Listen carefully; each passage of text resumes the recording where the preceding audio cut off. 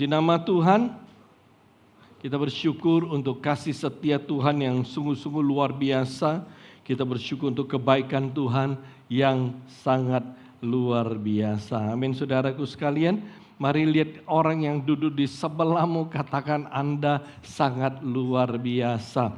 Haleluya, haleluya. Oke, saudaraku sekalian, puji Tuhan, saya percaya minggu kemarin Anda diberkati sangat luar biasa, ya, karena minggu lalu saya dapat undangan khotbah ke Malaysia, jadi saya minta ya adik saya untuk datang ke sini, ya, membantu dan menggantikan saya, ya, jadi bersyukur ya untuk satu ibadah yang menarik, ya, ketika ke Malaysia. 2 malam, Sabtu malam dan Minggu, ya, ada 2 kebaktian yang dilakukan dan ya itu satu kesempatan yang sangat indah di mana saya bisa berbagi dengan teman-teman, ya, gereja di Malaysia. Bukan ya pertama kali, tapi saya sudah pernah beberapa kali ya pelayanan dan khotbah di sana. Ya, jadi hampir semua boleh dibilang ya mereka punya jemaat, mereka punya pelayan sudah kenal dengan baik. Nah, saudaraku sekalian, minggu ini saya mau teruskan dan saya mau sambung akan khotbah saya ya tentang ya seri khotbah ketatan yang mendatangkan berkat. Ya, ketatan yang mendatangkan berkat.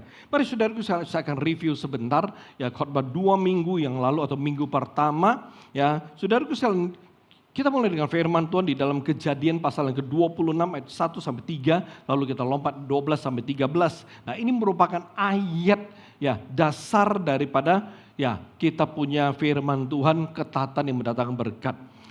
Maka timbullah kelaparan di negeri itu. Ini bukan kelaparan yang pertama yang telah terjadi dalam zaman Abraham. Sebab itu Ishak pergi ke Gerar kepada Abimelek, raja orang Filistin.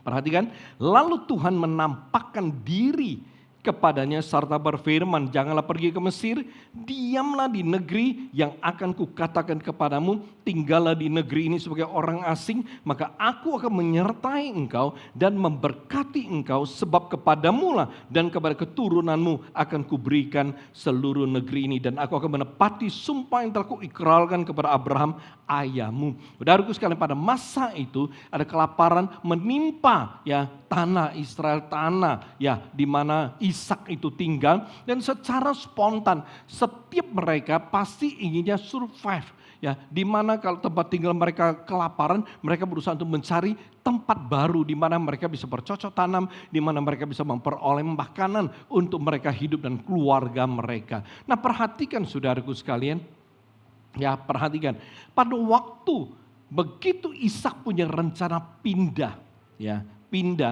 ya, dan saudaraku sekalian, saat itu Mesir tetap merupakan satu bangsa yang luar biasa, berhasil makmur, dan ya orang-orang ingin ke sana. Kenapa? Sana makanan berkecukupan dan lain sebagainya. Tetapi yang menarik adalah pada saat Ishak punya keinginan, pada saat dia punya kerinduan mau ya ke Mesir, datang firman Tuhan. Datang firman Tuhan. Tuhan bilang gak usah pindah, tetap di sini dan aku akan memberkati engkau. Saudaraku sekalian, perhatikan, apa yang Ishak lakukan? Ishak taat. Ishak taat apa? Ishak taat kepada apa kata Tuhan. Ishak taat kepada perintah Tuhan. Dan yang terjadi ada di ayat 12 dan 13, saudaraku sekalian. Di sana firman Tuhan bilang gini, Ishak nggak pindah nih, dia tinggal di sana, maka menaburlah Ishak. Pada waktu itu sedang mengalami masalah kekeringan. Tapi Alkitab berkata, maka menaburlah Ishak di tanah itu, dan dalam tahun itu juga, bukan tahun depan, bukan 2 tahun lagi, tapi tahun itu juga ia mendapat hasil 100 kali lipat. Sebab ia diberkati Tuhan. 13 bilang apa? Dan orang itu, yaitu Ishak, menjadi kaya, bahkan kian lama kian kaya, sehingga ia menjadi sangat kaya. Dari sekalian kita lihat, Ishak taat, dia nggak pergi, nggak pindah. Lalu apa yang Tuhan lakukan? Tuhan memberkati apa yang dilakukan tangannya.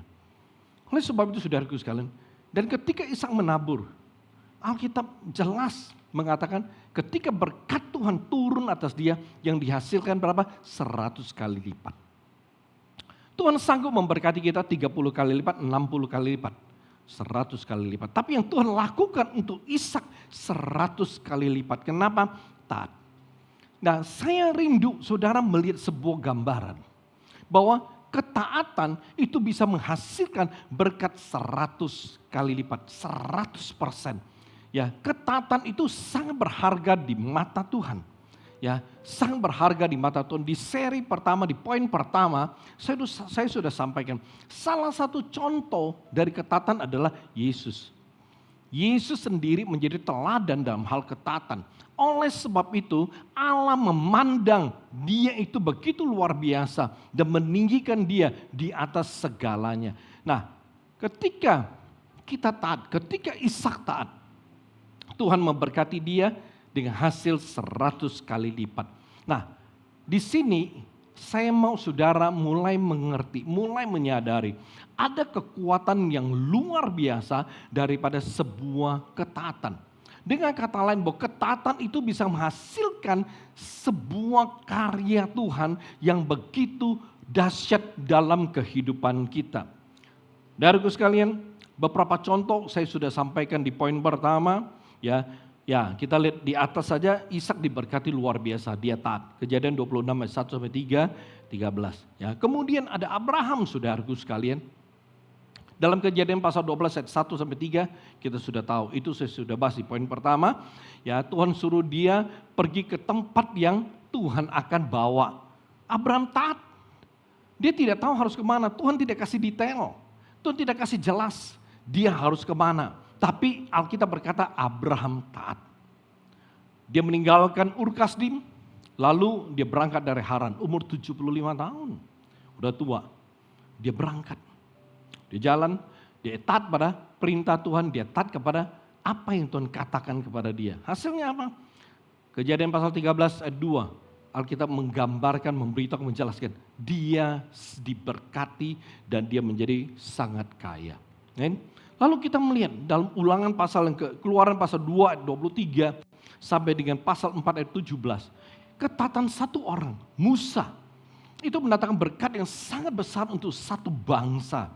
Karena Musa taat, bangsa Israel dilepaskan dari perbudakan, dilepaskan dari kuk perhambaan, dilepaskan dari mana? Ya, penjajahan Mesir. Mereka keluar sebagai bangsa yang besar. Oleh sebab itu saudaraku sekalian, di poin pertama kita belajar ketaatan kepada apa kata Tuhan. Itu mendatangkan berkat atas kehidupan mereka yang berjalan dalam ketaatan tersebut. Ini statement ya, yang dulu di poin pertama saya sudah sampaikan ya.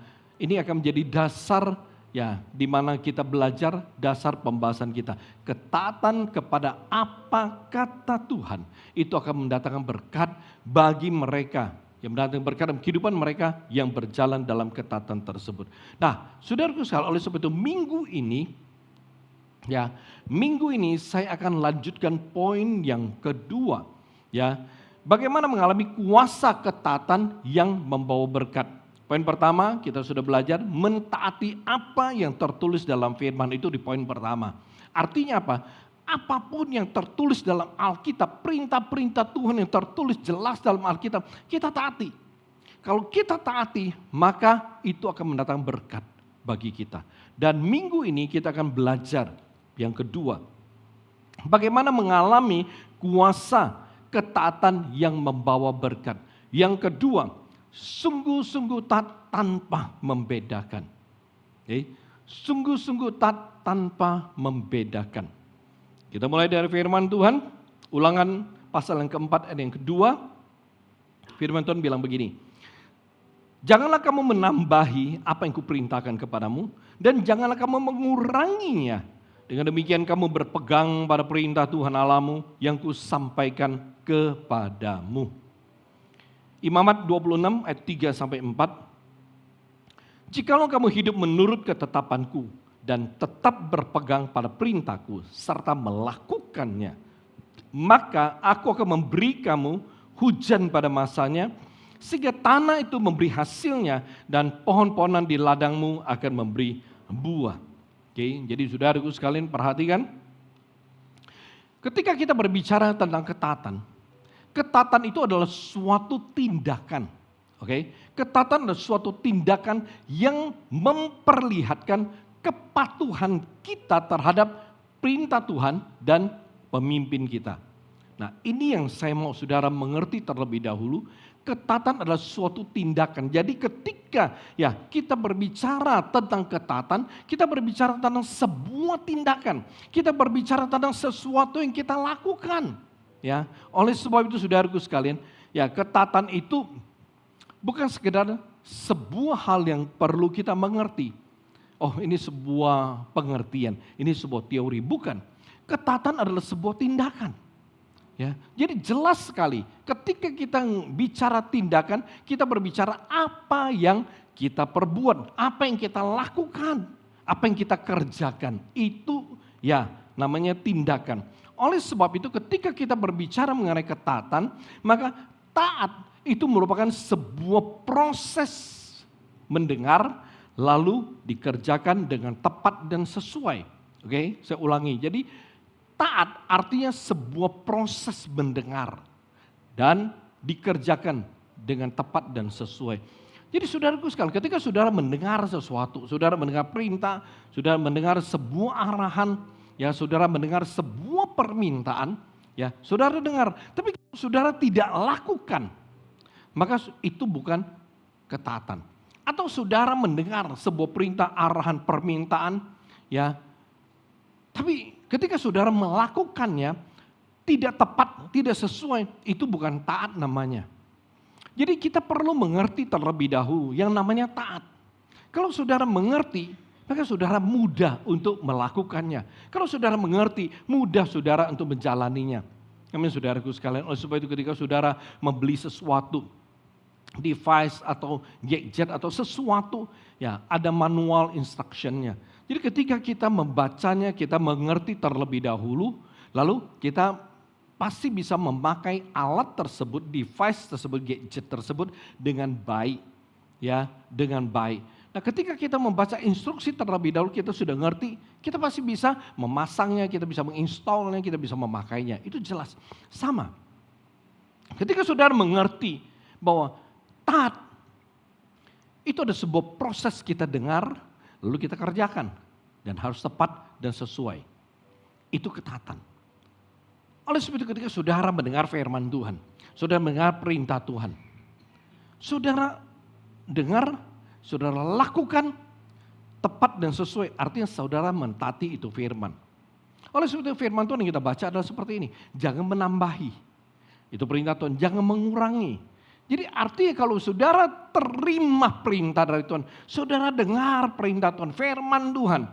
Kalau saudara mau lakukan itu firman, saudara mau taat itu firman, saudara mesti taat dengan tepat. Lakukan dengan tepat, kerjakan dengan sesuai apa perintah firman. Baru saudara taat di hadapan Tuhan. Kalau saudara kurangi, saudara tambahkan, itu saudara terlalu kreatif saudara. Dan kreatif boleh, tapi di mata Tuhan saudara tidak taat. Karena saudara tidak melakukan, tidak mengerjakan tepat dan sesuai. Oleh sebab itu perintah firman Tuhan jelas sekali di Ulangan. Jangan menambahi apa yang kuperintahkan kepadamu dan janganlah menguranginya. Jadi kita perlu mengerti. Nah, saudaraku sekalian, perhatikan. Ketika kita bicara bahwa kalau sungguh-sungguh taat tanpa membedakan, merupakan cara kita bisa mengalami kuasa berkat Tuhan dalam hidup kita, maka kita harus mengerti dengan jelas apa dan bagaimana apa dan bagaimana yang dimaksud dengan sungguh-sungguh taat tanpa membedakan, tanpa pilih-pilih. Saudaraku sekalian, kalau kita tahu sebuah jalan, bahwa jalan ini akan bawa kita ke tujuan yang kita mau tuju. Kalau kita dengan jalan ini begini-begini, kita perlu mengerti bagaimana kita menjalaninya. Kalau kita tahu bahwa jalan itu akan membawa kita sampai ke tempat di mana kita mau tuju, kita perlu mengerti. Kita perlu mengerti bagaimana kita menjalani jalan tersebut. Saudaraku sekalian, sekarang ada Google Map, mudah. Kita kemana-mana kita pakai Google Map. Kita ke luar negeri kita jalan kita pakai Google Map. Tapi semalam saya baru dapat sebuah video, ya, dia salah satu termasuk kita menyebutnya hacker, tapi mungkin dia hacker baik, ya, orang Kristen, ya. Dia mengatakan gini, sekarang para penipu sudah bergerak di Google Map. Artinya apa? Artinya itu Google Map punya nomor telepon, yang mereka ganti dengan nomor telepon mereka. Oleh sebab itu dia menyarankan 3 hari sekali cek di Google Map, Anda punya usaha, punya nomor telepon. Kenapa? Karena baru ada pengalaman satu orang, book satu hotel di Jogja katanya, ini semalam saya dengar dari videonya. Udah ngomong semua dari begitu telepon masuk ke mana? Ke nomor si hacker. Lalu mereka mengadakan negosiasi, di hacker kasih dia harga yang murah. Dia langsung book 20 kamar untuk acara reuni. Total langsung kasih dia QRIS, nomor telepon dan lain, bank suruh transfer. Dan bahkan kop surat invoice, percis, logonya percis. Dan saudaraku sekalian apa yang terjadi? Dikirim semuanya suruh transfer booking fee untuk satu acara. 96 juta dikirim. Begitu sampai waktunya, grup ini sampai ke Jogja ke Hotel 7. Ternyata hotel berkata kami tidak terima bookingan. Saudaraku sekalian, mereka sudah sampai dengan cara demikian. Google Map ke usaha-usaha tertentu, dia klik dan ganti nomor telepon. Jadi hati-hati saudara yang punya usaha, ya katanya ini ada di mana, terjadi di mana, Medan, Bandung, dan juga di Jawa, Surabaya. Jadi rajin-rajin cek nomor telepon usaha Anda yang ada di Google Map. Kadang-kadang kita mau cari sesuatu kita masuk ke Google, ya. Nah hati-hati, ya. Jadi perhatikan ini penting sekali. Jadi kita kembali saudara, ya. Nah kalau kita tahu sebuah jalan akan membawa kita sampai ke tujuan, kita perlu mengerti, ya, bagaimana menjalani jalan tersebut. Sungguh-sungguh taat tanpa membedakan. Itu adalah sebuah ketaatan yang berkenan kepada Tuhan, yang harus kita lakukan terus-menerus tanpa memilih apa yang mau ditaati, apa yang tidak mau kita taati. Saya ulangi, ya. Ketaatan atau sungguh-sungguh taat tanpa membedakan adalah ketaatan yang berkenan kepada Tuhan, yang harus terus-menerus kita lakukan dalam kehidupan kita, ya, dengan atau tanpa kita memilih mana yang mau ditaati, mana yang tidak mau taat. Kita tidak bisa memilih seperti ini. Oh, saya mau taat yang ini. Kenapa? Karena saya setuju. Oh, saya nggak mau taat yang ini karena saya merasa saya agak keberatan. Saudaraku sekalian, saat kita berbicara sungguh-sungguh taat tanpa membedakan, tanpa memilih, maka kita tidak boleh memilih apa yang saya mau taati, apa yang enggak. Karena ketika kita kembali berbicara mengenai ketaatan, ketaatan terhadap sebuah perintah, ketaatan terhadap sebuah, ya, arahan, ketaatan terhadap sebuah ketetapan, maka kita dengar, kita lakukan tepat dan sesuai, itu taat. Jadi apabila kita memilih mana yang saya mau taati, mana yang saya nggak mau taat, itu bukan taat. Di mata Tuhan itu bukan ketaatan.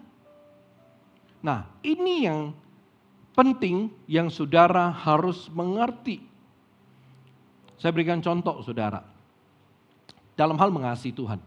Mengasihi Tuhan itu hal yang berkenan kepada Tuhan. Ya, kalau hari ini saudara adalah orang yang mengasihi Tuhan, artinya hidup saudara itu berkenan kepada Tuhan. Kita tahu saudaraku sekalian, kalau mengasihi Tuhan, maka kita harus bayar harga. Kalau kita mengasihi Tuhan, maka kita perlu baca firman Tuhan setiap hari. Kita perlu doa dengan sungguh-sungguh. Ya, kita perlu beribadah, ya, dengan benar.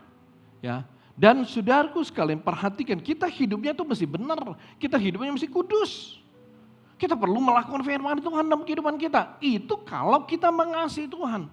Nah saudara berkata, kalau mengasihi Tuhan model seperti begini, saya nggak mau taat. Saya mau taat adalah seperti ini. Saya mau mengasihi Tuhan, saya mau. Tapi saya mau mengasihi Tuhan itu istilah pakai acara semau gue. Saya mau mengasihi Tuhan, tapi saya nggak mau baca Alkitab setiap hari. Saya nggak mau doa setiap hari. Saya nggak mau hidup benar, saya nggak mau hidup kudus. Saya nggak mau, ya pokoknya melakukan ya firman Tuhan dalam hidup saya nggak mau. Saudaraku sekalian, perhatikan. Kalau saudara memilih dalam cara mengasihi Tuhan sesuai dengan cara saudara, itu bukan ketaatan di mata Tuhan.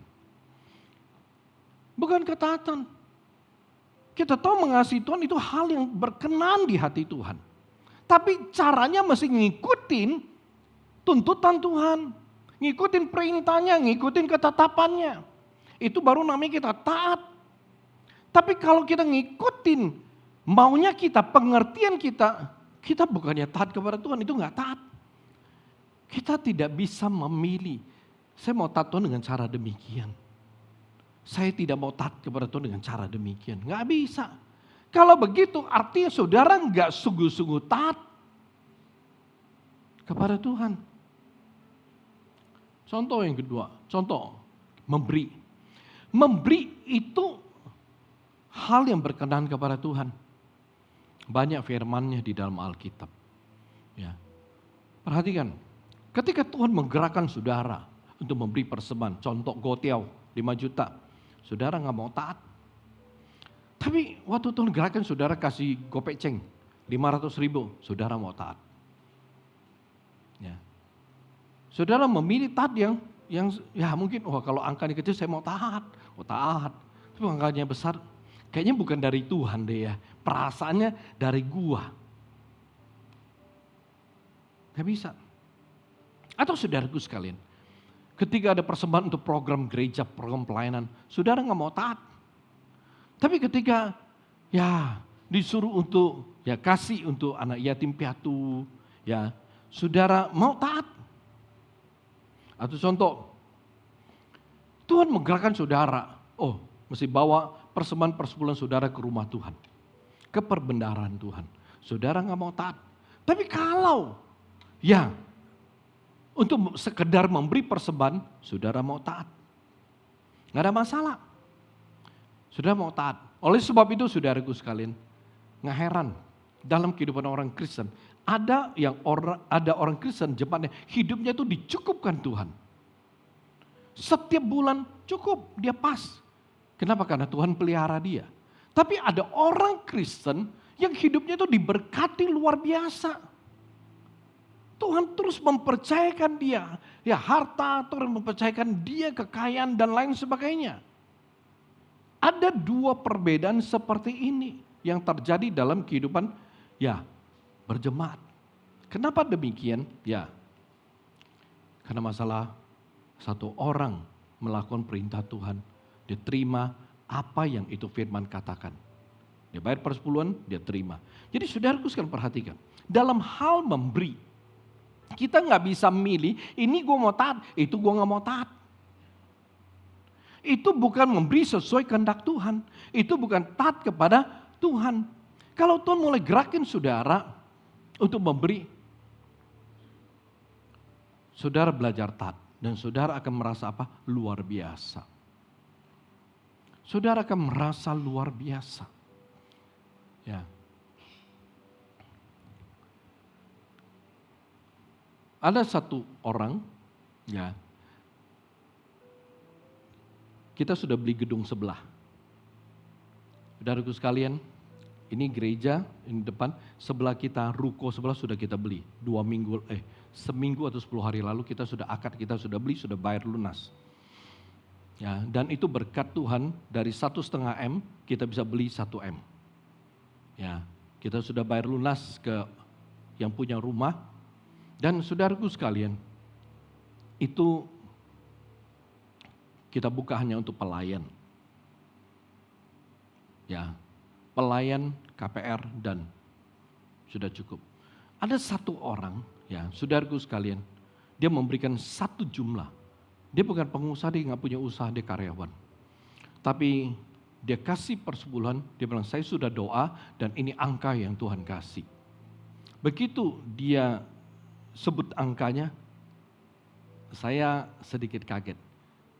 Karena mungkin itu setengah daripada gajinya. Setengah dari gaji bulanan dia.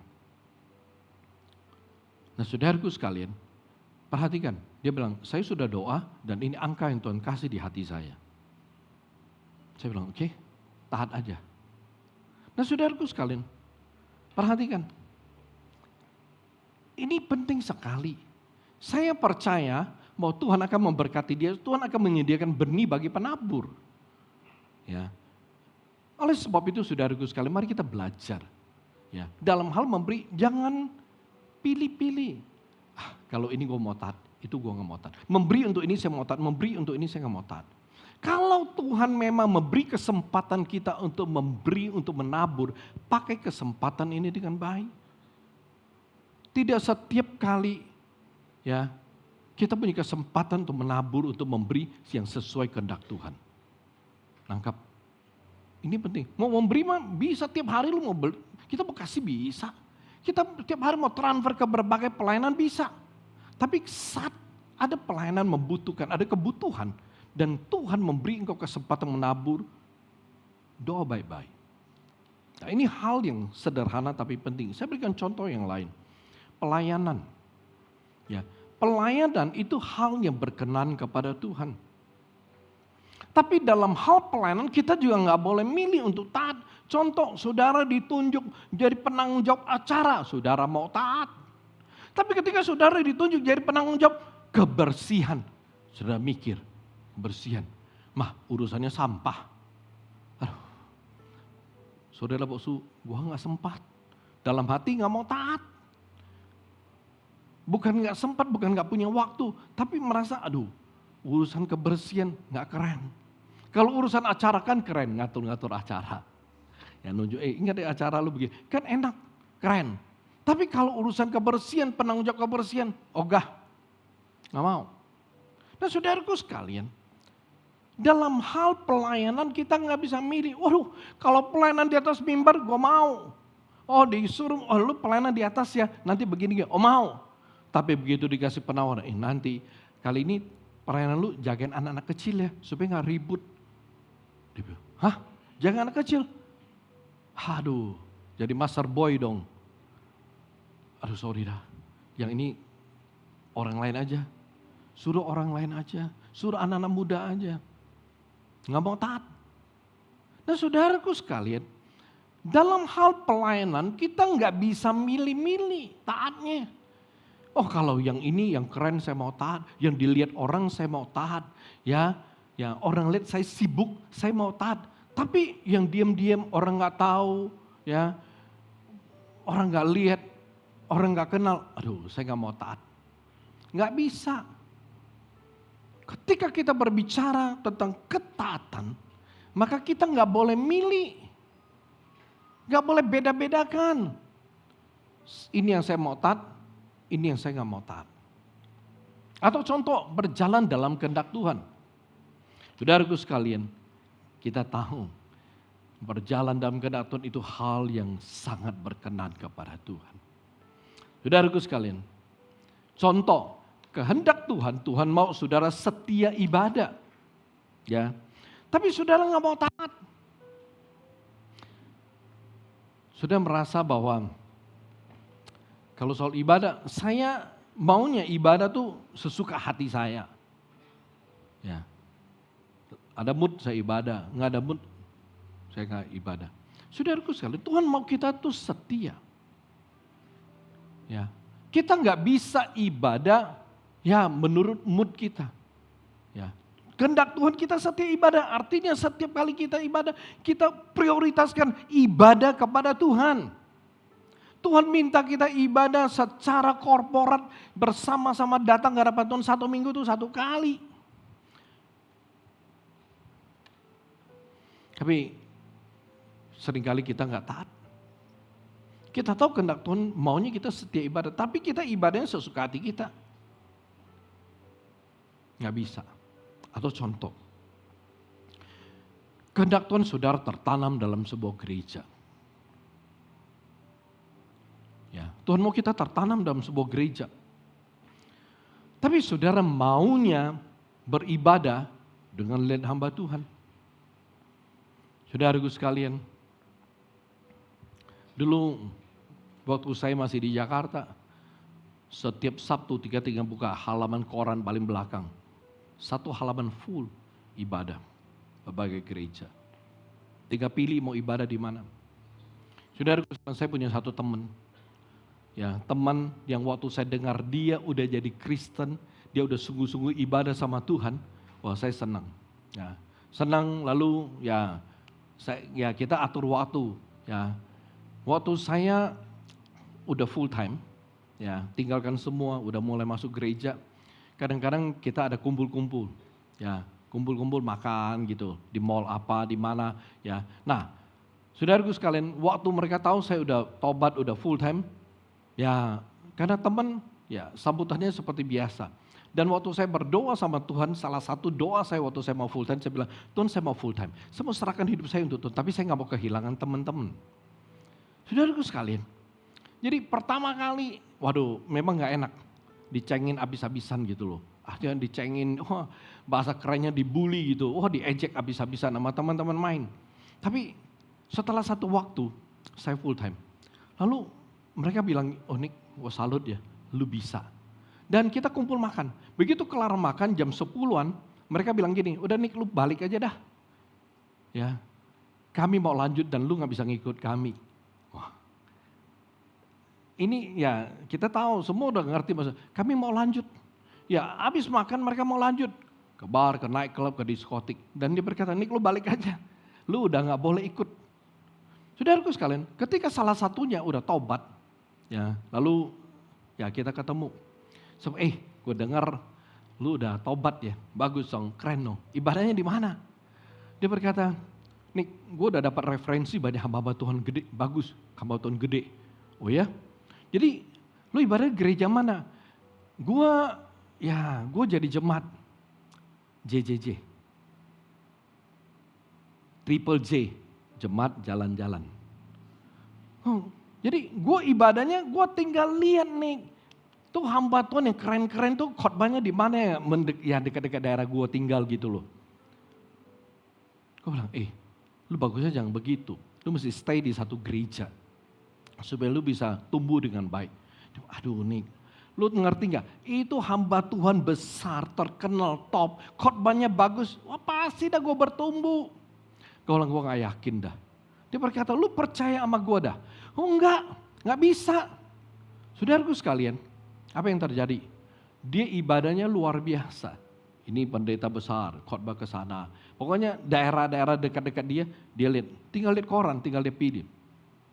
Saudaraku sekalian, 2 tahun kemudian, saya ketemu satu teman. Lu mesti seperti si ini nih, udah balik ke Tuhan, udah ikut ke gereja. Dia bilang, lu gak salah nih. Hah? Kenapa? Baru semalam kita clubbing. Wah yang benar lu. Lu gak percaya, lu cari dia. Dari tadi gua telepon dia gak bangun, belum bangun. Jam 2 masih belum bangun. Belum, lu telepon aja katanya. Sore saya telepon, saya tanya dia, gue dengar lu udah balik nih clubbing. Dia berkata, ya Nick, pusing gue. Lu pusing kenapa? Stres hidup gue. Ya waktu gue pusing, waktu gue stres, gue tuh gak tahu mau kemana-mana. Ya pokoknya di mana-mana tuh hamba Tuhan bilang ada masalah, doa gue doa. Tapi kemudian gue bingung, ini hamba Tuhan ngomong begitu, itu ngomong begitu, ini ngomong gitu. Ngomong beda-beda. Nah gue bilang itu kan firman Tuhan. Ya pokoknya gue bingung, gue pusing, gue stres. Dan akhirnya gue cari kedamaian sendiri. Balik lagi. Lu dengar begitu banyak firman Tuhan, lu gak bertumbuh, lu gak punya iman, lu gak bisa percaya pada Tuhan dengan sungguh-sungguh, gak bisa megang Tuhan. Awalnya gue megang firman Tuhan, gue megang iman gue baik-baik, gue percaya bahwa Tuhan akan beri yang terbaik dan pimpin hidup gue. Tapi tengah-tengah jalan gue bingung, gue stres. Jadi waktu dihadapin masalah, dicoba cari hamba Tuhan. Dan ada nomor telepon, dia hubungin. Ternyata yang diterima bukan hamba Tuhannya. Dia boleh gue bicara sama hamba Tuhan, ada masalah apa? Ya, dia berkata nih, ada yang gue mesti lewatin 3 lapis. Belum ketemu hamba Tuhan, ketemu pendoanya. Pintu 1, pintu 2, pintu ketiga. Kayak birokrat. Susah gue ketemunya. Bingung kan, dia stres. Hanya dia meninggalkan Tuhan. Saudaraku sekalian, kalau kita tidak tertanam susah. Kita nggak bisa tanam dulu saya khotbah tentang tertanam, saya pernah kasih satu perumpamaan. Saudaraku yang saudara tanam satu tanaman, 3 hari kemudian saudara berkata kayaknya potnya nggak cocok nih, saudara gantiin tuh pot. Ya, bongkar, korek, tanam di sini. 2 hari kemudian saudara kayaknya kurang cakep kalau di pot itu, ganti yang pot yang lainnya, warnanya yang lainnya cerah. Pindah 2-3 hari, pindah tuh tanaman, sebulan tuh mati itu tanaman. Saudaraku, ya, pasti. Nah, kehendak Tuhan itu mau kita tertanam, tapi kita nggak mau taat. Kita mau ibadahnya suka-suka kita ke sana kemari. Atau contoh, kehendak Tuhan mau saudara jadi full time, jadi hamba Tuhan. Tapi saudara nggak mau taat. Saudara mau ngikutnya pengertian saudara, perasaan saudara, dan lain sebagainya. Saya bersyukur saudaraku. Waktu Tuhan memanggil saya taat. Saya tinggalkan semuanya. Yang walaupun pada waktu itu tanda kutip ada jaminan yang luar biasa. Bahkan satu proyek yang kami dapat di Bali, kami hitung berempat, kita sub ke orang, kita jual ke orang, kita, yaitu 30 tahun yang lalu, kita jual, kita ambil fee-nya saja, 4 orang bisa beli 1 rumah dan 1 Honda Civic ceper waktu itu. Itu sudah ngobrol, wah kita berempat. Tapi saudaraku, di tengah jalan, Tuhan panggil saya, dan saya sempat nawar sama Tuhan, saya bilang, Tuhan, begitu proyek ini dapat, begitu jual, begitu semuanya udah bagi, gue akan melayani Tuhan. Tuhan gak mau. Tuhan dengan cara yang sangat amat luar biasa, yang saya gak bisa tolak, Tuhan panggil saya. Saya lepasin. Walaupun teman saya janjinya begini, tenang nih, nanti kalau dapat gue bagi. Tapi waktu itu, Tuhan buat saya tuh tasteless sama uang. Gak ada minat sama sekali sama uang, saudaraku sekalian. Padahal waktu itu, waduh, kita mah orang bilang, Louis Bin, kemana-mana tahu, ada Kang tahu nggak? Ya, cari om, cari tante, ada kerjaan nggak? Ada ini nggak bisa kita lakukan, bisa kita kerjakan. Kita main percetakan, kita cetak segala sesuatu waktu itu. Tapi saudaraku sekalian, ketika Tuhan taruh satu perasaan, nggak minat sama uang, bingung saudaraku, tawar sama uang, pokoknya, tidak ada secuil pikiran pun perasaanmu soal uang. Kita merasa uang itu gak penting. Tuhan buat saya ngalamin hal seperti itu, bayangkan. Saudaraku sekalian, saya lepasin semua, saya layani Tuhan. Dan saya bersyukur saya taat kepada kehendak Tuhan. Ya. Oleh sebab itu saudaraku sekalian, ini menarik. Kalau kita sungguh-sungguh taat, maksudnya kalau ya kita berjalan dalam hal sungguh-sungguh taat tanpa membedakan, artinya kita itu tidak boleh milih-milih. Mana hal apa saya mau taat, hal apa saya nggak mau taat. Ketika kita mau berjalan dalam sungguh-sungguh taat tanpa membedakan, itu tidak seperti kita ke supermarket pengen beli minuman. Begitu kita ke area minuman, kita tinggal lihat tuh. 7-Up, Sprite, soda, berderet. Atau jus, ya jus apel, jus orange, jus apapun. Ya, kita tinggal pilih sesuai pengennya kita. Kita pilih sesuai selera kita. Pengennya kita mau minum apa, tinggal kita pilih. Tapi ketika kita berjalan dalam ketaatan yang sungguh-sungguh tanpa kita membeda-bedakan, itu kita nggak bisa milih seperti kita milih minuman yang kita mau beli di supermarket, nggak bisa. Ketika kita bicara saya mau berjalan dalam ketaatan kepada Tuhan, maka kita harus taat segala sesuatu yang merupakan perintah Tuhan, ketetapan Tuhan, dan arahan daripada Tuhan. Kita nggak bisa milih, ini saya nggak mau taat, itu saya mau taat, nggak bisa. Nah, ini yang perlu kita mengerti.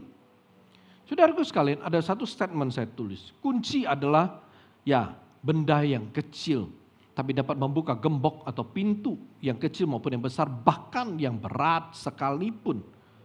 Jadi sebagaimana kunci itu memiliki kemampuan membuka sesuatu yang terkunci, demikian juga dengan ketaatan saudaraku. Itu sanggup membuka apa? itu sangat membuka pintu berkat yang terkunci ya dalam kehidupan saudara. Coba saudara uji, saudara tes. Berjalan sungguh-sungguh dalam ketaatan. Saudara lihat apa yang Tuhan kerjakan dalam hidup saudara. Saudara lihat janji-janji Tuhan itu satu persatu akan terbuka. Janji berkat, janji pemulihan, janji pertolongan, janji kelepasan, janji kesembuhan satu persatu. Itu pintu akan saudara buka. Kenapa? Karena ketaatan adalah kunci untuk membuka segala sesuatu yang terkunci dalam kehidupan saudara. Amin. Poin yang ketiga, bagaimana mengalami kuasa ketaatan yang membawa berkat. Yang ketiga, menjauhkan diri dari penghalang berkat.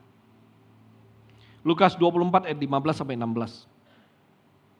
Firman Tuhan bilang begini, ketika mereka sedang bercakap-cakap dan bertukar pikiran, datanglah Yesus sendiri mendekati mereka, lalu berjalan bersama-sama dengan mereka. Tetapi ada sesuatu yang menghalangi mata mereka sehingga mereka tidak dapat mengenal Dia. Kita lanjut dengan Galatia pasal yang kelima yang ketujuh. Dahulu kamu berlomba dengan baik. Siapakah yang menghalang-halangi kamu sehingga kamu tidak menuruti kebenaran lagi?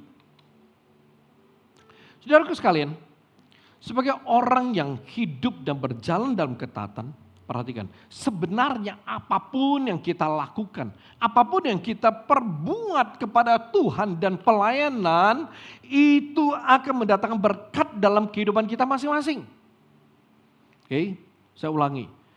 Kita yang berjalan dalam ketaatan ya kepada Tuhan, apapun yang kita lakukan untuk Tuhan, untuk gereja, untuk pelayanan, itu pasti akan mendatangkan berkat dalam kehidupan kita masing-masing. Cuman ya, ada penghalang berkat yang perlu kita sadari semua. Kenapa? Karena ada orang yang merasa bahwa dia sudah taat. Oh, gue udah taat semua tuh, firman Tuhan bilang apa, gue ikutin, gue taat penuh. Gue tanpa kurangin, tanpa gue tambahin. Gue ikutin percis. Tapi kenapa saya belum ngerasain? Kenapa saya belum melihat itu berkat Tuhan dalam hidup saya? Nah, saudaraku sekalian, perhatikan. Saya tidak tahu apakah ada di antara saudara yang mengalami hal seperti ini. Saudara jelas tahu saudara udah taat. Tapi heran, kok sampai hari ini kenapa gue itu kagak ngalamin, kagak ngeliat gitu loh. Itu berkat Tuhan dalam hidup saya. Kalau ini terjadi, saudaraku sekalian, itu artinya apa? Artinya berkat Tuhan kalau nggak bocor ya tertahan dalam kehidupan saudara. Kalau tidak bocor ya tertahan. Ada hal tertentu dalam hidup saudara yang saudara tidak sadari atau mungkin saudara nggak perhatikan bahwa ternyata ini lobang loh yang membuat itu berkat bocor. Nah ini loh ya yang menghalangi berkat Tuhan nggak nyampe, seperti terblok gitu loh. Ini perlu kita mengerti. Karena apapun yang kita lakukan sebenarnya itu pasti mendatangkan berkat. Saya berikan beberapa contoh deh, padahal contohnya banyak. Misalnya, hal yang paling umum, saya mulai dari hal yang paling umum, yang tidak asing bagi saudara, gosip. Makin digosok, makin sip. Amsal 18:7-8 itu firman Tuhan bilang begini. Orang bebal dibinasakan oleh mulutnya. Bibirnya adalah jerat bagi nyawanya. Perkataan pemfitnah seperti sedap-sedapan yang masuk ke lubuk hati. Amsal 21:23. Siapapun yang menjaga lidahnya akan memelihara dirinya dari kesukaran. Ada banyak firman Tuhan yang bicara soal mulut, soal lidah, soal perkataan. Banyak saudara. Ya, jadi kalau saya paparkan, saya ajak saudara baca semuanya. Ya, begitu ayatnya selesai kita baca, ibadah selesai saudara. Ya, lebih banyak sudah cari saja sendiri di dalam firman Tuhan. Tapi hanya 2 ayat ini saya beri untuk saudara. Gosip.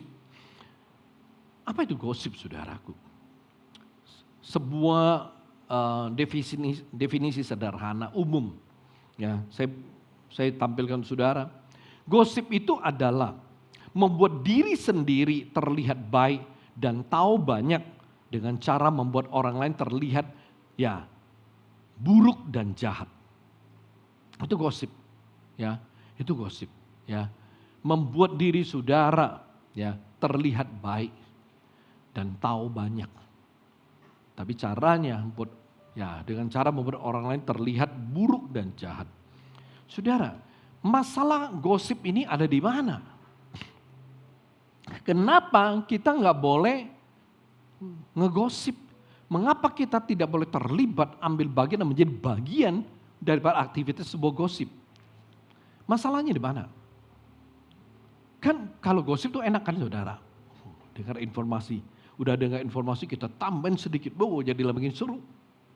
Ya, begitu kita tambahin dari pihak sana, asian kono, ya begitu, tambah seru, makin seru, makin seru, makin seru. Itu kayak bola salju yang dari kecil sampai besar sekali. Wah, lalu kita mulai kagum, ini tua kayu. Saudara, masalahnya adalah ketika saudara mendapatkan informasi ya yang tidak jelas khususnya.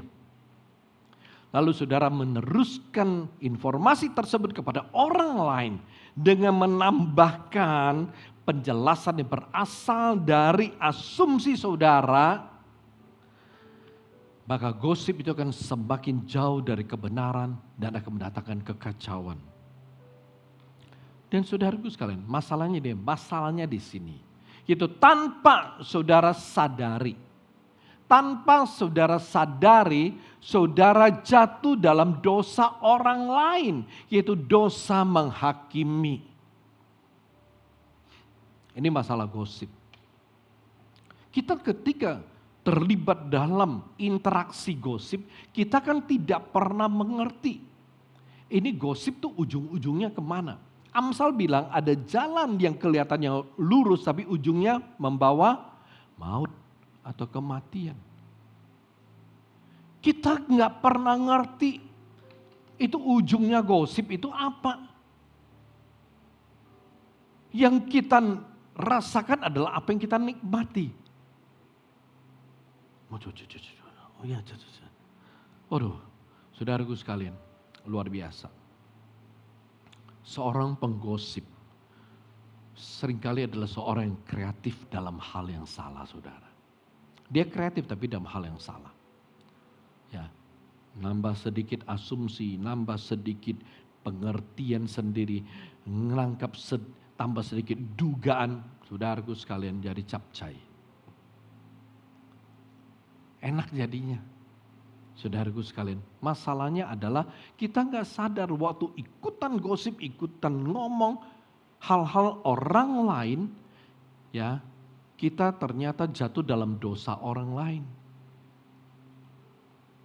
Itu kan dodolnya kita, saudaraku. Udah orang lain berdosa, kita ikutan jatuh dalam dosanya. Dosa menghakimi.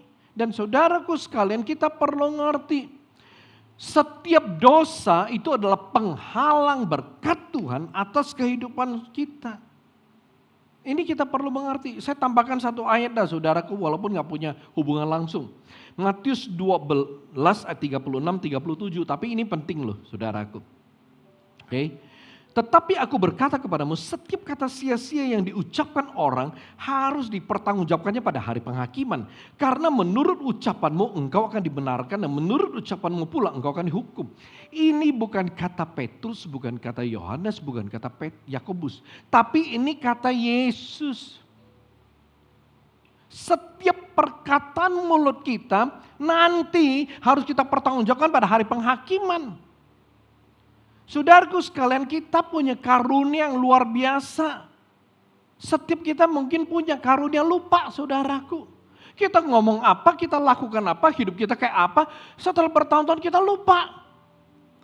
Kita lupa kita pernah ngomong begitu, tapi yang menjadi masalah, Tuhan gak pernah lupa, malaikat gak pernah lupa. Itu masalahnya. Oleh sebab itu waktu hari penghakiman Tuhan bilang, dulu Tuhan lu ngomongnya seperti ini, gini. Kita berkata, gue lupa Tuhan. Saudara lupa tidak akan menghapus apa yang salah yang pernah saudara ucapkan.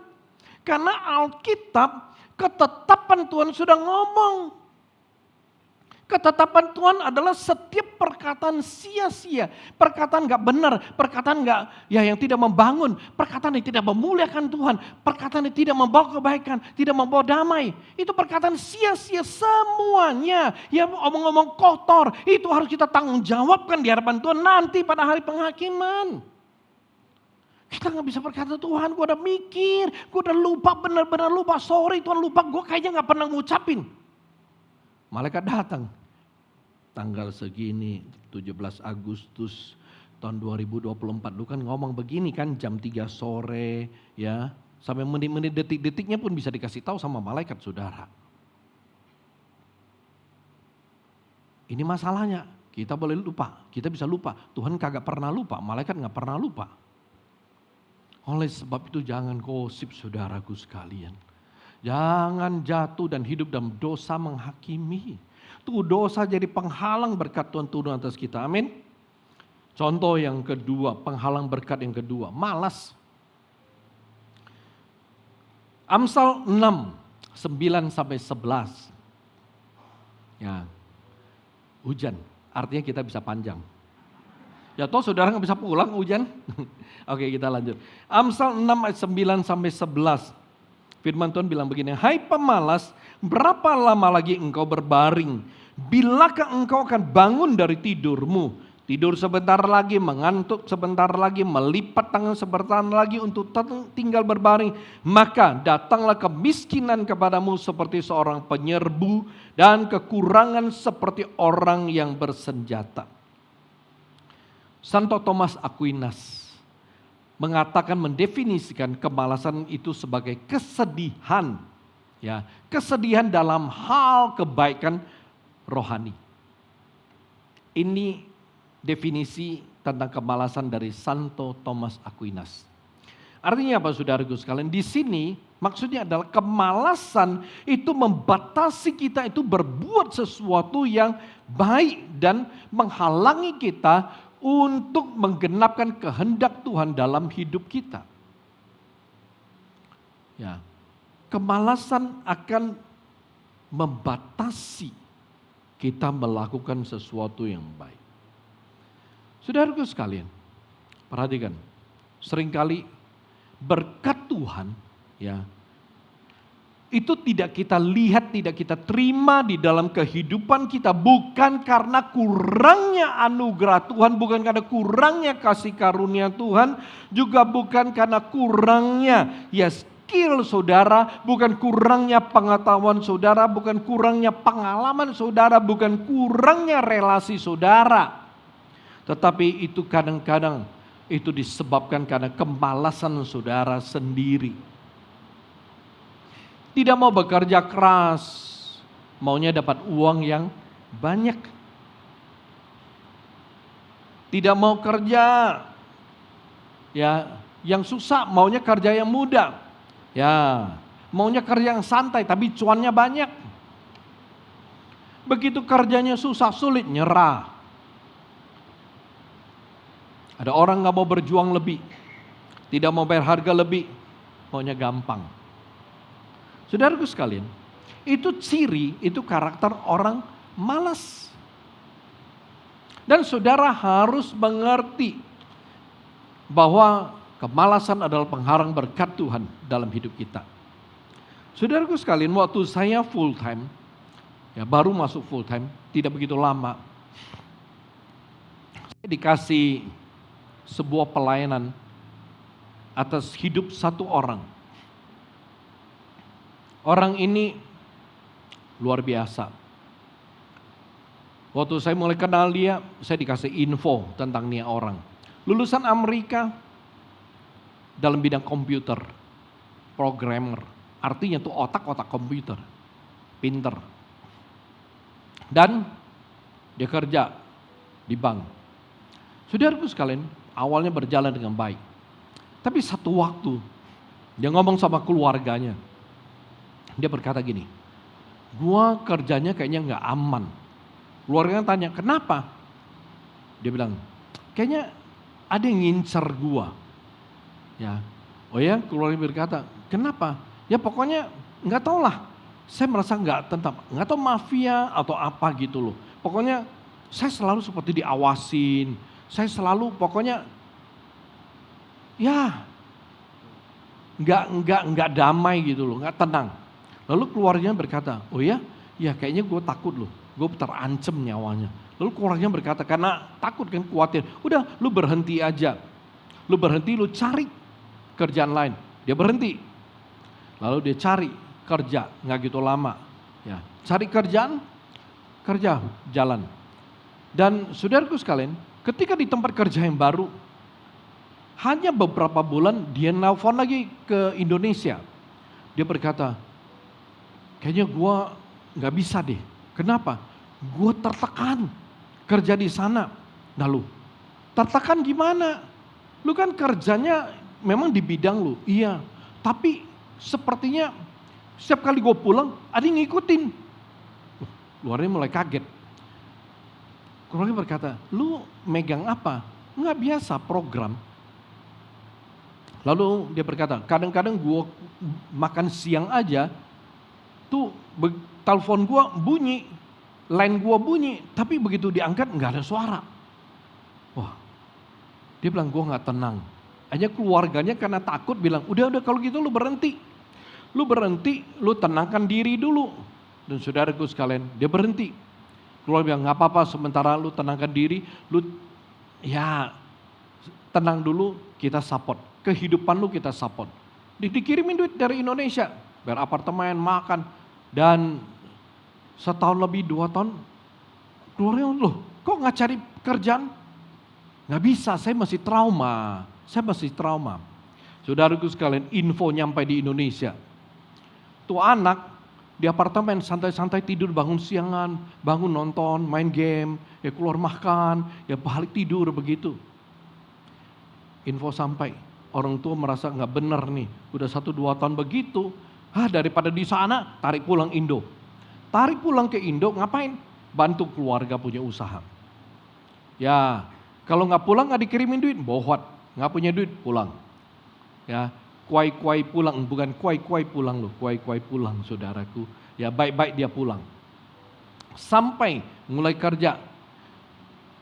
Beberapa bulan saja kerja di tempat usaha, orang tua keluarga, dia berkata, itu gua takut nih supirnya kayaknya mau bunuh gua. Keluarga bilang, aneh nih supir udah belasan tahun kerja sama kita. Lalu dia ngomong gini, itu pembantu di rumah nyediain kita makan, saya takut kayaknya dia mau ngeracunin saya gitu. Nah, dia keluarga mulai bingung, hanya merasa nih anak gak benar, dibawa ke psikiater.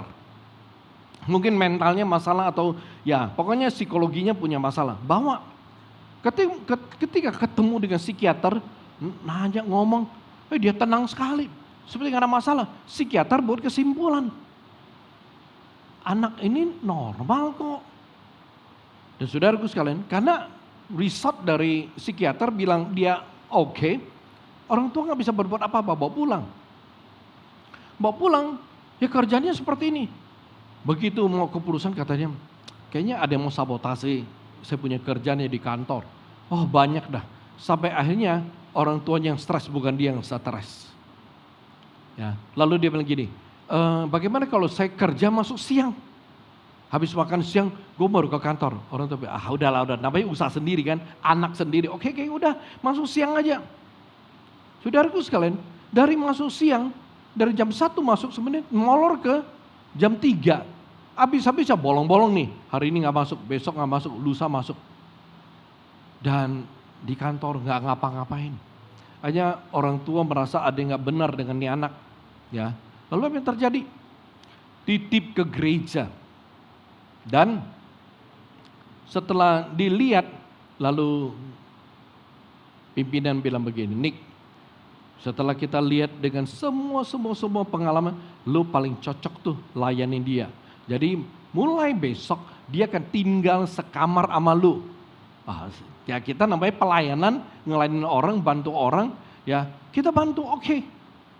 Oke. Wah, sekamar, kenalan, ngobrol, ya. Lalu saya bilang, gini, lu kan programmer, bantulah, ya komputer gereja, ya. Oke, saya bantu beresin, ya masuk kantor, duduk, kasih di kantor admin. Begitu dia duduk, bener-bener programmer. Banyak kode apa, saya nggak pernah ngerti itu kode. Jalan tuh komputer, ya. Tapi herannya dari pagi sampai sore tuh kenapa begitu aja? Ngapain? Enggak, gue bersihin aja yang nggak benar, gue ngecek. Ya yang penting gue bikin aman dah komputer. Oke. Saudaraku sekalian, itu bukan 1-2 hari, seminggu gitu-gituan aja. Masa nggak bersih-bersih seminggu? Dia bilang, gue bilang ini dulu ada kerjaan gini. Waduh, kayaknya gue udah lupa soal Windows, Word, Excel, saya lupa tuh. Jadi karena saya belajar program, nah, kita pusing kan, saya pikir, kira-kira lu bisa buat program apa untuk gereja? Entah ya, gue pikirnya seminggu saudara. Lalu bukan hanya itu, setelah berapa bulan, tidur semua normal, tapi mulai suatu hari dia bawa kopi masuk. Gelas kaca yang besar, kalau kita beli gelas itu kita untuk pajang. Dia beli, bawa pulang, dia minum kopi. Gue bilang, ini kopi, lu minum semuanya. Saudaraku, saya suka kopi, saya minum kopi mungkin 3 gelas 1 hari kurang lebih. Dia minum segini. Kalau gimana caranya tuh lapisin? Gue cicil katanya. Lu jangan kira gue langsung tegak habis. Enggak, gue cicil. Saudaraku sekalian, dari tidur normal, dia mulai tidur jam 12. Ya, kemudian jam 3 gak tidur. Dan saya kaget, bangun tengah malam ke WC. Kenapa lu belum tidur? Enggak, gua sebentar lagi tidur.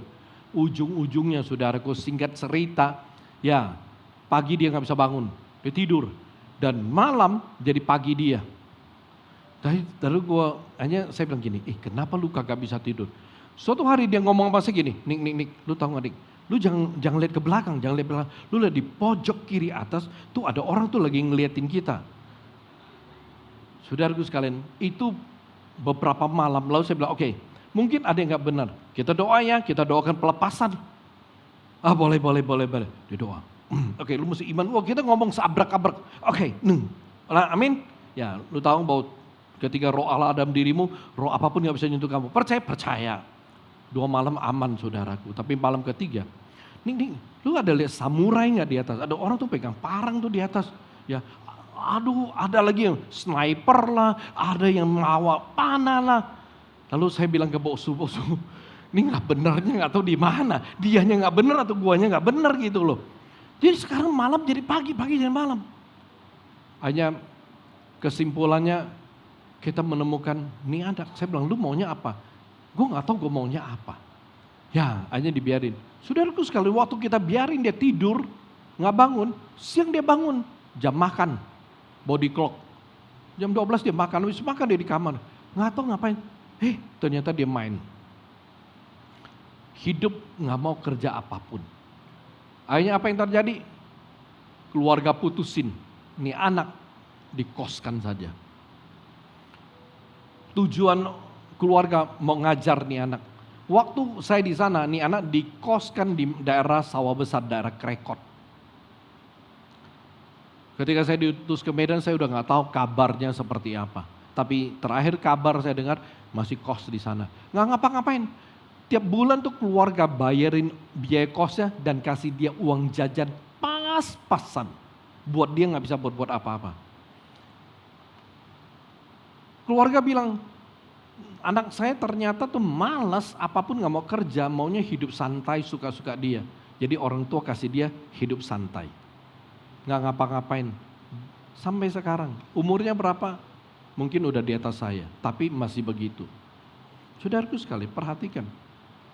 Masalahnya di sini. Ya, kemalasan. Itu menghalangi berkat Tuhan. Kalau saudara malas bekerja. Ya, saudara malas belajar. Ya, saudara malas dalam membangun hidup saudara di hadapan Tuhan. Jangan heran kalau berkat Tuhan tertahan dalam hidup saudara. Contoh lain. Yang menghalangi berkat keinginan daging. Ya, dengan cepat Roma 8:5-8, sebab mereka yang hidup menurut daging memikirkan hal-hal yang dari daging. Mereka yang hidup menurut roh memikirkan hal-hal yang dari roh. Karena keinginan daging adalah maut, tapi keinginan roh adalah hidup dan damai sejahtera. Sebab keinginan daging adalah perseteruan terhadap Allah, karena ia tidak takluk kepada hukum Allah. Hal ini memang tidak mungkin baginya. Mereka yang hidup dalam daging tidak mungkin berkenan kepada Allah. Perhatikan saudaraku sekalian, keinginan daging itu memisahkan saudara dengan Tuhan. Ya, kenapa? Karena keinginan daging, firman Tuhan bilang apa? Bertentangan, berlawanan dengan keinginan Tuhan. Opposite dengan keinginan Tuhan. Jadi saudaraku sekalian, kalau saudara hidup dalam keinginan daging, saudara tidak pernah bisa hidup dalam keinginan roh, keinginan Tuhan. Gak bisa. Karena keinginan daging bertentangan, berlawanan dengan keinginan Tuhan. Jadi saudaraku sekalian, ketika saudara hidup dalam keinginan daging, hidup saudara dipimpin oleh keinginan daging, saudara punya hidup tidak berkenan kepada Allah. Tidak berkenan kepada Tuhan. Kalau hidup saudara tidak berkenan kepada Tuhan, bagaimana saudara bisa diberkati oleh Tuhan? Ketika kita bicara mengenai keinginan daging, apa aja? Mungkin saudara bertanya keinginan daging, gampang saudaraku. Galatia 5:19-21. Kita lihat. Perbuatan daging telah nyata, yaitu percabulan, ya, kecemaran, hawa nafsu, penyembahan berhala, sihir, perseteruan, perselisihan, iri hati, amarah, kepentingan diri sendiri, percideran, roh pemecah, kedengkian, kemabukan, pesta pora, dan sebagainya. Terhadap semuanya itu kuperingatkan kamu seperti yang telah kubuat dahulu. Barang siapa melakukan hal yang demikian, ia tidak akan mendapat bagian dalam kerajaan Allah. Kalau saudara hidup dalam keinginan daging, dipimpin oleh keinginan daging, artinya saudara lakukan perbuatan daging seperti ini, berjalan dalam hal-hal seperti ini, perbuatan-perbuatan seperti ini, Tuhan bilang kita nggak dapat bagian dalam kerajaan Allah. Bahasa yang lebih umum, pasaran, nggak masuk surga, saudaraku. Kalau kita hidupnya dalam keinginan daging. Kenapa? Karena keinginan daging ini berlawanan dengan keinginan Tuhan. Tuhan punya kehendak nggak pernah ada dalam kehidupan saudara. Ketika keinginan daging itu menguasai, mendominasi hidup saudara, keinginan roh nggak punya tempat, nggak punya bagian, nggak punya hak. Artinya saudara, Tuhan itu nggak punya hak dalam hidup saudara. Tuhan tidak ada dalam hidup saudara. Kalau Tuhan punya hidup nggak ada dalam kehidupan saudara, gimana mau ke sorga? Sorga punyanya Tuhan. Saudaraku sekalian, perhatikan. Setiap orang yang hidup dalam keinginan daging tidak berkenan kepada Tuhan. Saya kasih contoh yang terakhir. Yang menjadi penghalang berkat.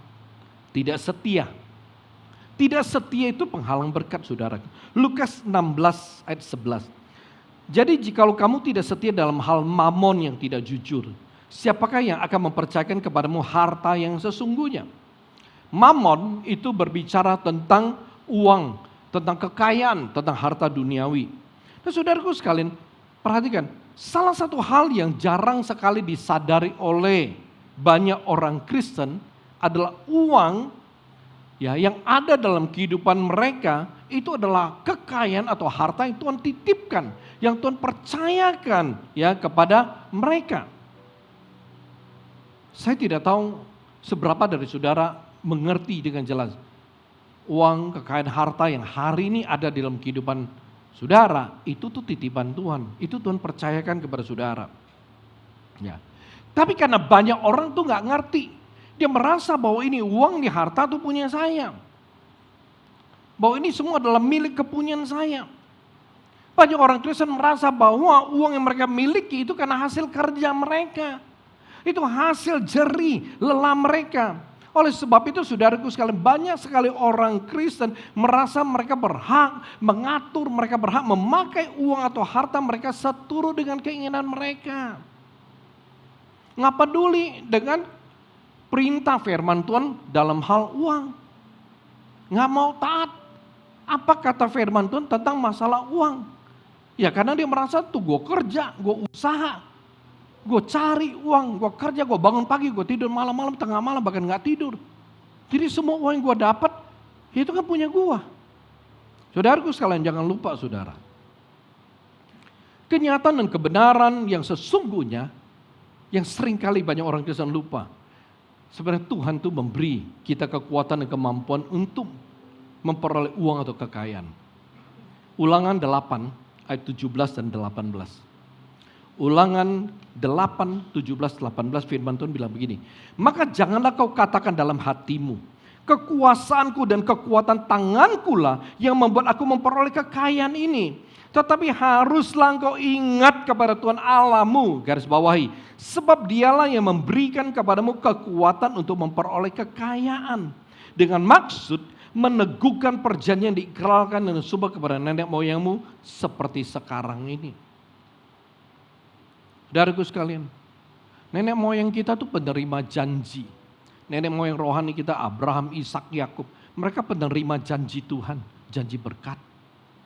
Jadi kalau hari ini Tuhan memberi kekuatan bagi kita untuk memperoleh kekayaan itu karena Tuhan ingin meneguhkan perjanjian dengan nenek moyang kita.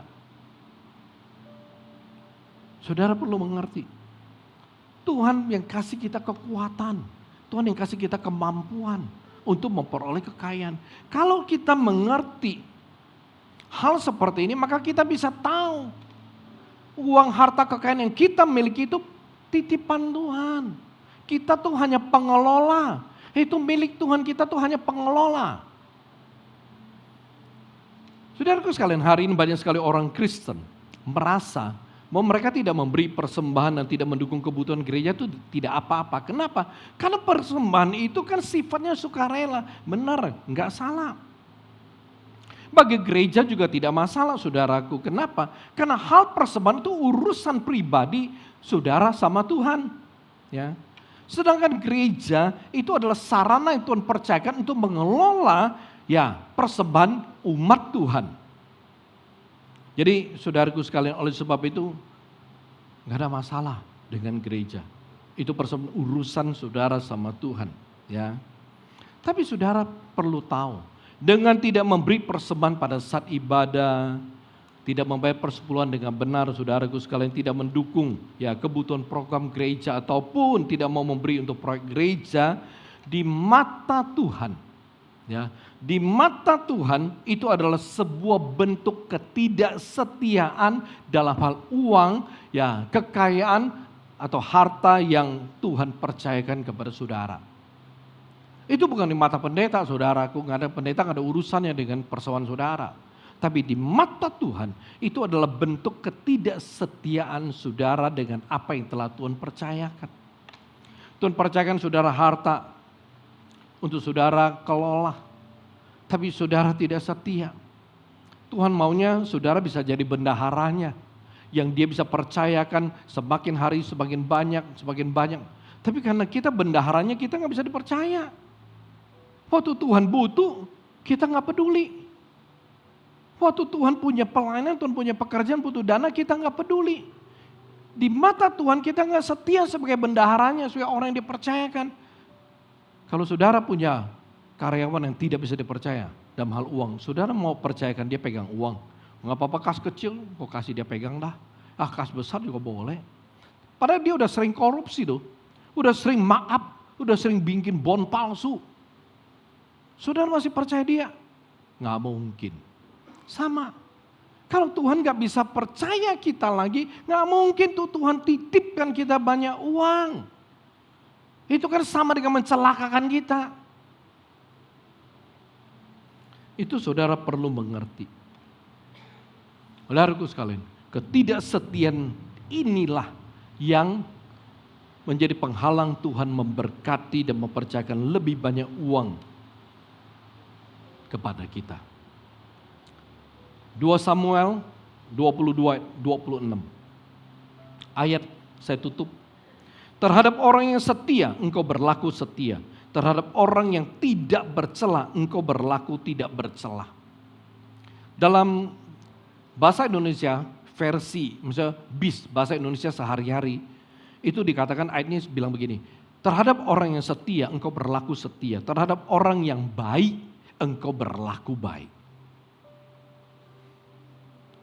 Saudaraku sekalian, kurang lebih sekitar tahun 2018.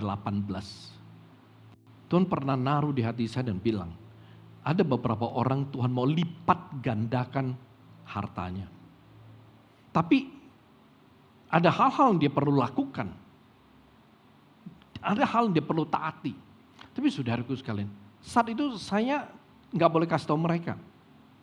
Ya, Tuhan bilang ini saya mau lipatkan harta mereka. Tapi ada beberapa hal mereka perlu taat, perlu ini. Saya pengen sekali kasih tahu lu begini, tapi saya mesti pegang apa yang Tuhan perintahkan. Saya nggak boleh kasih tahu bahwa Tuhan akan begini asal dia begini. Saya bisa berdoa supaya dia ngerti. Saya bisa berdoa supaya dia sadar. Saudaraku sekalian, saya jelas 2018, beberapa tahun berkata gue mau lipatkan hartanya. Ada yang kemudian saya melihat Tuhan tidak sepenuhnya melipatkan ya hartanya. Ya, Tuhan berkati tetap. Nah saudaraku sekalian, mari kita belajar. Menemukan penghalang-penghalang berkat. Kita taat. Dan kalau kita taat pasti diberkati. Tapi masalahnya ada penghalang berkat. Yang kita mungkin tidak sadari. Kita tundukkan kepala saudaraku. Saya mengajak saudara untuk datang kepada Tuhan. Untuk mengerti, untuk menyadari. Saudaraku sekalian. Tuhan rindu sekali memberkati kita dengan luar biasa. Tuhan rindu firman-Nya. Yaitu dia akan mengangkat engkau menjadi kepala bukan ekor. Dia akan terus membuat hidupmu naik bukan turun. Tuhan rindu menggenapi ini ayat dalam hidup saudara. Tapi kuncinya satu, ketaatan. Taat. Oleh sebab itu saudaraku sekalian. Kenapa Tuhan berikan ini firman? Ketaatan yang membawa berkat. Karena saya rindu saudara bisa terima berkat, hidup dalam berkat Tuhan melalui ketaatan saudara. Oleh sebab itu saudaraku sekalian, 3 kunci ini pegang baik-baik. Pegang baik-baik saudaraku sekalian.